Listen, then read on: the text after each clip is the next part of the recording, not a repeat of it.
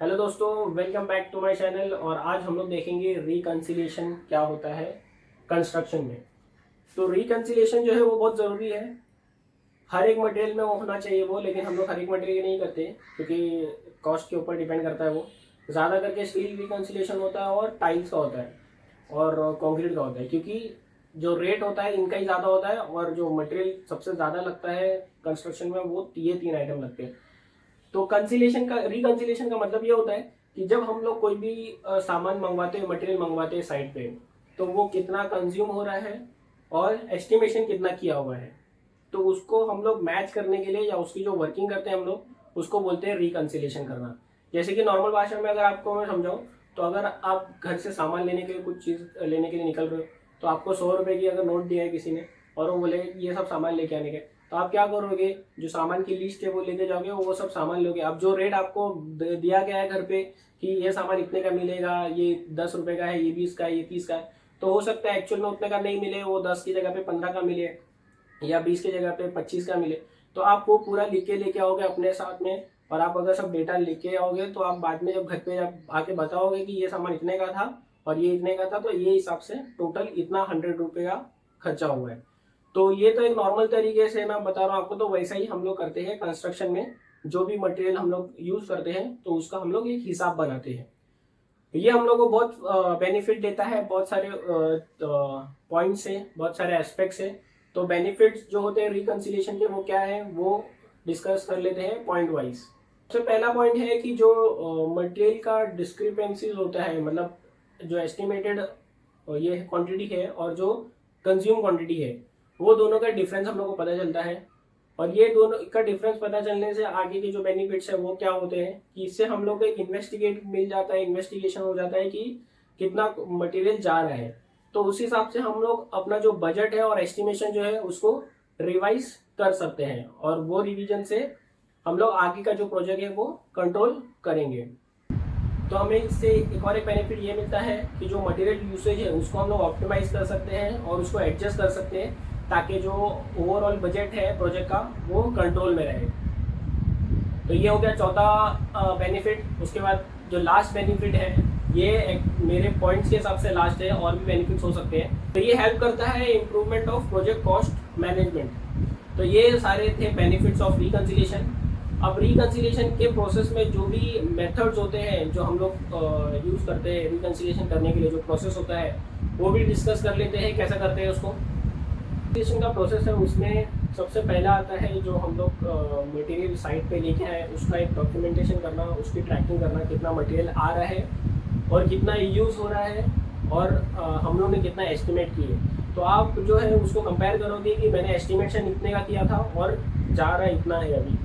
तो इससे क्या होगा कि जब आगे आप काम करोगे तो उसमें आप देखोगे कि ये मेरे को यहाँ पर ज़्यादा गया है, तो मेरे को इसको कंट्रोल करना है, या मेरे को इसके ऊपर से एक्स्ट्रा क्लेम करना है, या जो भी है। तो हम लोग अपना लॉस होने से, तो रिकंसिलिएशन करने के लिए हमें एक्चुअल साइट मेजरमेंट लेना पड़ेगा, हमें बार बार साइट एनालिसिस करना पड़ेगा, जाके वहाँ पर चेक करना पड़ेगा कि जो हमारा एस्टिमेटेड क्वांटिटी था उसके ऊपर जो एक्चुअल जा रहा है उसमें डिफरेंस क्यों आ रहा है। तो आपको साइट मेजरमेंट करना पड़ेगा, ऊपर से आप कंपेयर करोगे जो भी आपका डिफरेंस है, फिर कंपेयर करने के बाद उसको एनालाइज करोगे और कहाँ से वो ओवरकम कर सकते हैं वो आप करोगे। और फिर आपके पास जो मतलब लास्ट में जो भी आपका डिफरेंस आता है उसको आप रिजॉल्व कर सकते हो। तो वो रिजॉल्व करने के लिए आपको बराबर से डॉक्यूमेंटेशन करना पड़ेगा, मतलब आपको अगर क्लाइंट से क्लेम करना है तो आपको वो डॉक्यूमेंटिंग करना ही पड़ेगा। तो ये हमारा लास्ट प्रोसेस होता है जिसमें आप बताओगे कि मेरा यहाँ पर इतना गया है, यहाँ पर ये एक्स्ट्रा जा रहा है जो भी है। या तो अगर आपका एक्स्ट्रा नहीं भी जा रहा है तो भी आपको रिकंसिलिएशन तो शो करना ही पड़ेगा कि मेरा इतना स्टील आया और इतना लगा।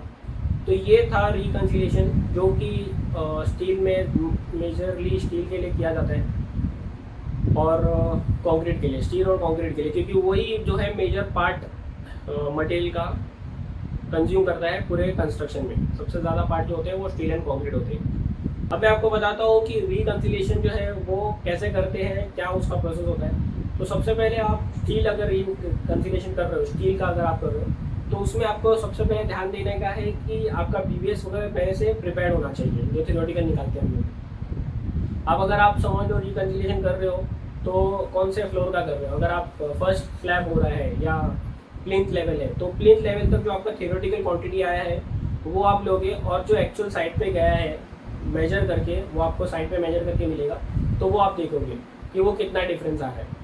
फिर अगर उसमें आपका स्टील क्वांटिटी कम आ रहा है, थियोरेटिकल ज़्यादा कम है और एक्चुअल वाला ज़्यादा है, तो आप पता करोगे कि जो ज़्यादा है वो क्या है। तो उसमें ऐसे भी हो सकते हैं जैसे कि जो नॉट बिलेबल होते हैं, एक्स्ट्रा होते हैं, जैसे कि कभी स्टेजिंग करना पड़ा या कुछ एक्स्ट्रा सपोर्टिंग करना पड़ा, चेयर्स बनाना पड़ता है।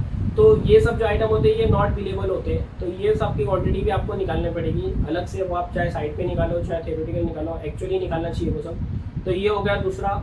फिर तीसरा, आपको जो स्टील है साइड पे, अभी हम लोग ने प्लिंथ लेवल तक हम लोग ने कर लिया टैली कि मेरा थियोरेटिकल इतना आ रहा है और एक्चुअल में इतना लगा है। अब उसके ऊपर जो स्टील लगा हुआ है, मतलब ऐसा तो नहीं होगा कि प्लिंथ लेवल तक स्टील कट हो जाएंगे, स्टील तो एक्सटेंडेड रहेगा कॉलम का वगैरह, तो वो स्टील कितना है, तो जो एक्सटेंडेड स्टील है वो आप उसका मेजरमेंट करोगे, उसकी क्वांटिटी निकालोगे, तो ये तीसरा हो गया। फिर चौथा आप करोगे जो कट बेंड किया हुआ स्टील है, जैसे कि आप अगर स्टील का काम चल रहा है, साइड पे काम चालू ही है, तो ऐसा तो नहीं होगा कि स्टील पूरा अखा है, उसमें काम चालू है तो कुछ ना कुछ स्टील कटिंग करके रखा होगा, बेंडिंग करके रखा होगा, तो वो आप एक कैलकुलेशन करोगे कि कट बेंड स्टील कितने हैं। फिर उसके बाद आप होल स्टील कितने हैं, जो मतलब पूरे स्टील होते हैं 12 मीटर का जो साइड का आता है, वो 12 मीटर की स्टील कितने हैं, ये भी आप कैलकुलेट करोगे, तो ये पाँचवा हो गया। फिर उसके बाद और कोई स्टील जो स्क्रैप में गया हुआ है या दूसरे साइड पर ट्रांसफ़र हुआ है, उसका भी आप रिकॉर्ड निकालोगे। तो ये सब जितने भी आपके पॉइंट्स हैं, ये सब जो है स्टील कंज्यूम हो रहे जो साइड पे, वो सब है। उसमें बिलेबल भी है, नॉट बिलेबल भी है, स्क्रैप है, कट बैंड है, होल स्टील है, और जो अभी साइड पे यूज़ हुआ है, लगा हुआ है, प्लेस किया हुआ है, वो है। अब ये सब जो आपका स्टील आया, ये आप टैली करोगे जो टोटल इनवर्ट स्टील है, मतलब टोटल इनवर्ट स्टील में वो आएगा जो आपने साइट पे रिसीव किया है परचेज करके। तो आपने परचेज करके अगर 100 टन किया हुआ है तो वो आपका टोटल स्टील हो जाएगा, लेकिन उसमें और एक स्टील वो भी ऐड हो जाएगा अगर आपका दूसरे साइड से अगर आया हुआ है स्टील, जैसे कि आप, तो आपकी बहुत सारी साइड है, तो दूसरे साइड से भी कुछ 10 टन या 20 टन ऐसा स्टील आया होगा, तो वो भी आपको उसमें कैलकुलेट करना पड़ेगा। मतलब अगर परचेस करके 100 टन आया है और 10 टन बाहर से आया है, तो आप टोटल हो गया, टोटल इनवर्ट स्टील हो जाएगा 110 टन। अब 110 टन के सामने आपका कितना लगा है, मतलब वो टोटल बैलेंस होना चाहिए। 110 टन अगर साइड पे आया है तो 110 टन आपको ये सारे पॉइंट जो मैंने आपको बताया हो, cut bend steel, whole steel, फिर billable steel, not billable steel, ये सब मिला के 110 टन होना चाहिए। अगर 110 टन हो गया, इसका मतलब आपको हिसाब मिल गया। जैसा कि एग्जांपल स्टार्टिंग में बताया था मैंने आपको कि 100 रुपये का अगर आपको किसी ने पैसा दिया है और आपको सामान मंगाया, तो आपने वो 100 रुपये का हिसाब भी दिया। तो उसी तरह से 110 टन अगर स्टील आपके साइड पे रिसीव हुआ है, तो वो 110 टन का स्टील आपने पूरा हिसाब बता दिया। तो ये हो गया प्रॉपर रिकन्सिलेशन। ये सिर्फ स्टील का एग्जाम्पल दिया, लेकिन ये बड़े बड़े आइटम का कर सकते हैं हम लोग, जैसे कॉन्क्रीट का करेंगे और टाइल्स वगैरह जो है उसका करेंगे। और ये रिकन्सिलेशन हम लोग एक बार नहीं करते, इसको आप डिवाइड कर सकते हो अपने कन्वीनियंट के हिसाब से, जैसे कि महीने में एक बार आप कर सकते हो, या तो स्लैब वाइज कर सकते हो। एक स्लैब हो गया तो उसका रिकन्सिलेशन, दूसरा स्लैब हो गया तो रिकन्सिलेशन उसका करोगे।